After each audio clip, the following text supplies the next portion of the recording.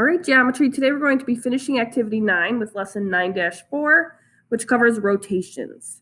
So we're going to be performing rotations on a figure, and also we're going to talk about identifying rotational symmetry. So open up your Springboard book. We are starting on page 120. Okay, so for the big finish of the Marching Cougars performance, Mr. Scott arranges the band in a triangle formation. Then the triangle appears to rotate clockwise around a point like a pinwheel. The center of rotation is the vertex located at 0, 0 on the coordinate plane.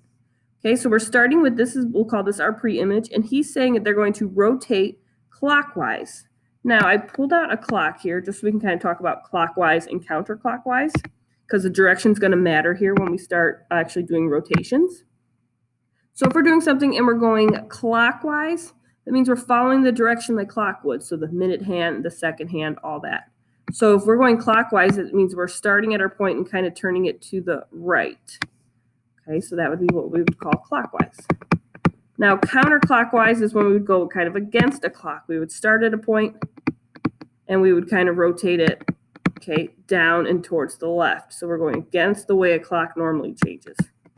So we call that counterclockwise. Okay, so we'll need those directions in upcoming problems, but just know clockwise means it's going to turn like a clock would, that same direction to the right. Okay, so the spinning type of transformation is called a rotation. So a rotation, in an easier term, it's a turn of the graph.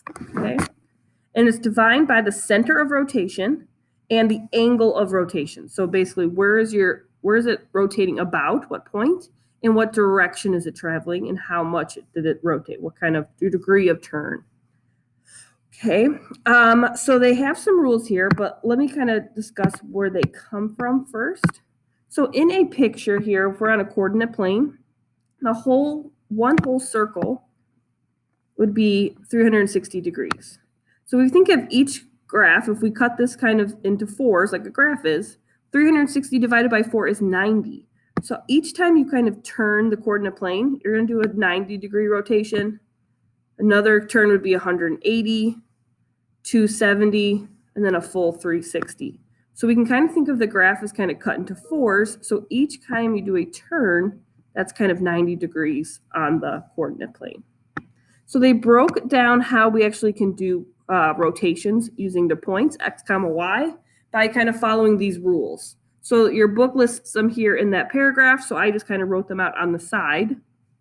So if we're going 90 degrees clockwise, that's the same thing as going 270 degrees counterclockwise.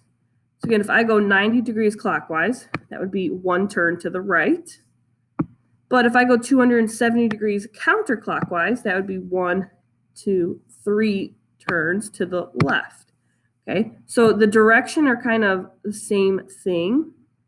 So 90 degrees clockwise or 270 counterclockwise, it's the same motion. It's just about the direction that it travels. But if we have something like that, your x, y is going to transform to the points y, comma, negative x. So what I want you to do before we even go over these next ones is I want you to kind of fill in this table here, because that's what this first kind of part is doing. It's taking y and switching it to x, comma, y, switching to y, comma, negative x. So this would be an idea of a 90 degrees clockwise rotation. So fill in those next two spots there, and we'll see what we get. Okay, so if we did it, then you're switching the x and the y's position, and you're also making the x the opposite sign. So in this case, it'd be 10, comma, negative 3.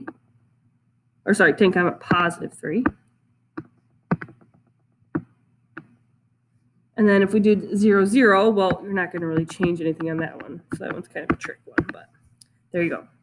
Now, 180 degrees, it doesn't matter if you go clockwise or counterclockwise, because you're going to end up in the same position. If I go back to this picture where I can move it, 180 degrees would be 2 turns, so 90, 180. So that's a picture if I went clockwise. Now, if I go counterclockwise in the left direction, you're going to end up in the same position. So on 180 degrees, direction doesn't really matter because you're going to be doing the same thing anyway. So if we're going 180 degrees, all we're doing is taking our x and our y and swapping the points there. So it becomes negative x, negative y. So you're just changing the signs. 270 degrees is also the same thing as going 90 degrees counterclockwise, and they follow this rule. X comma y goes from negative x comma positive x. So fill in the last remaining part of this chart. This one is giving us a 180 degree rotation because it's going negative x, negative y. So take our pre-image points and give me the image if we did a rotation that was 180 degrees. Okay. Hopefully you just switch the signs of each x and y point. So -3, -10, +3, -10, and again, 0, 0 is not going to really change at all. But, okay. So those are the rules. So you want to make sure you have those written down somewhere where you can access them pretty quick. But let's go ahead and look at the figure in number 2, that arrow picture. So it says, use the figure for items 2 and 3. So questions 2 and 3. So we have this arrow figure, and they want you to predict the direction the arrow will be after these rotations. So if the arrow here goes 90 degrees clockwise, okay, which way will the arrow be pointing at that point? Same thing with 180 degrees or 90 degrees counterclockwise. So if you look at the picture, and I have an arrow here so I can move it, remember, clockwise means it turns to the right. Counterclockwise means it's going to turn to the left. So make some predictions there. If it rotates 90 degrees clockwise, 180 degrees, or 90 degrees counterclockwise, which way will those arrows be facing at the end of that transformation? Okay. If we did this, if we have 90 degrees clockwise, that means this picture here, if I take my arrow, I would rotate it then one turn to the right, like this, if it's on the coordinate plane.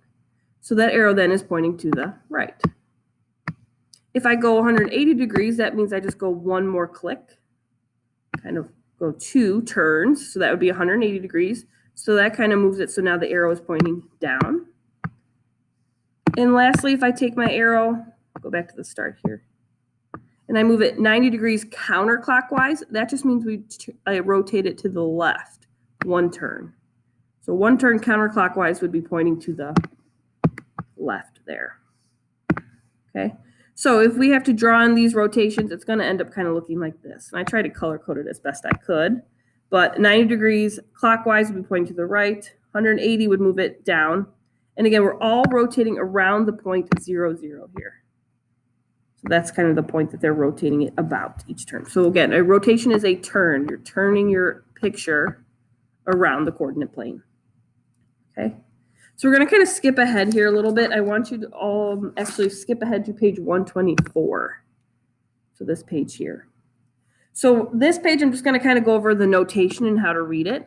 But a rotation that maps point P to P prime, you would use this notation here. So it's a big R, and they're going to give you the point of rotation that it's about, okay, and the angle of rotation, so whatever degrees. Okay, so if you just remember, this is going to tell us it's a rotation. So remember, big T was a translation. And in the previous video, we learned that little r was a reflection. So it's little r. So just knowing our different notations. Little r is reflection, big R, though, is rotation.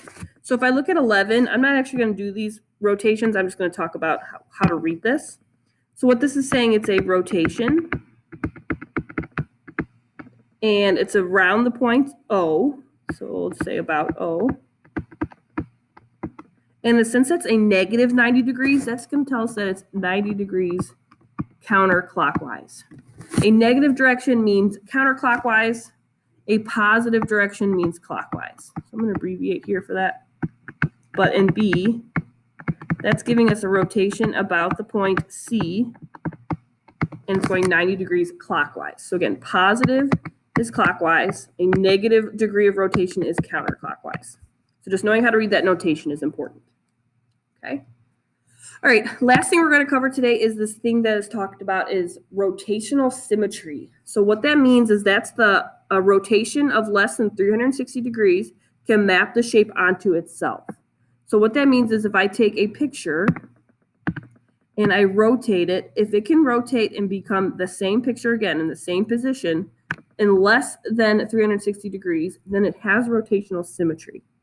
The smallest angle that happens is called your angle of rotational symmetry. So what we're going to do in this picture, we're going to identify rotational symmetry and reflectional symmetry, okay, and see if they have them, and then we're going to use that to calculate our angle of rotational symmetry. So what we actually have here to calculate this, your book doesn't actually tell us this, but I'm going to tell it to you, is if you can take 360 degrees, so a full rotation, and divide it by n. So if you have a regular polygon, n is just going to be the number of sides that polygon has. If we don't have a regular polygon, we're going to use the number of reflectional symmetry. The reason it works that way for regular polygons is because they all have the same angle measures. But we're just going to kind of use mostly this kind of rule here, 360 divided by n. So if I look at an isosceles triangle, let's look at how many reflectional symmetry it has. Okay, so remember, we kind of talked about this yesterday, but that would have one reflectional symmetry. Remember, reflectional symmetry means if I fold this corner to corner, it's going to kind of be the exact same image on the left and the right, which this would fold evenly if I put a line down the middle. But that's the only reflectional symmetry it has. So it has one line of symmetry.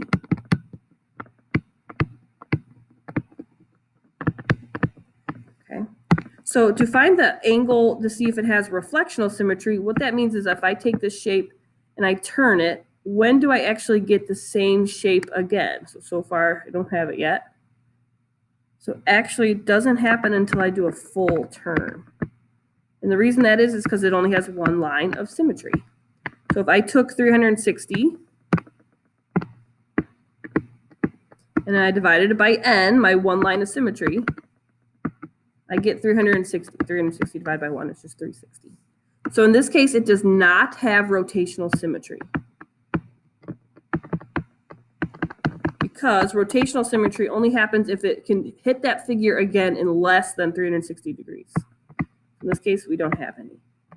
But let's look at an isosceles or an equilateral triangle, because an equilateral triangle has all equal sides. So this technically is a regular polygon, because they're all equal sides.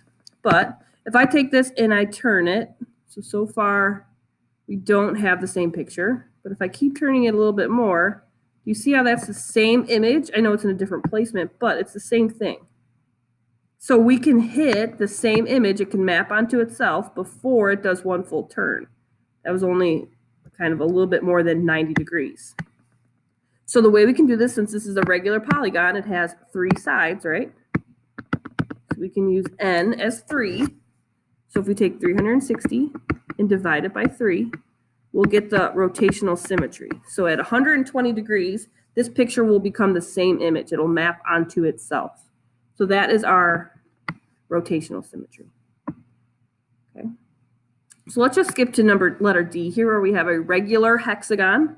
So a hexagon has 1, 2, 3, 4, 5, 6 sides.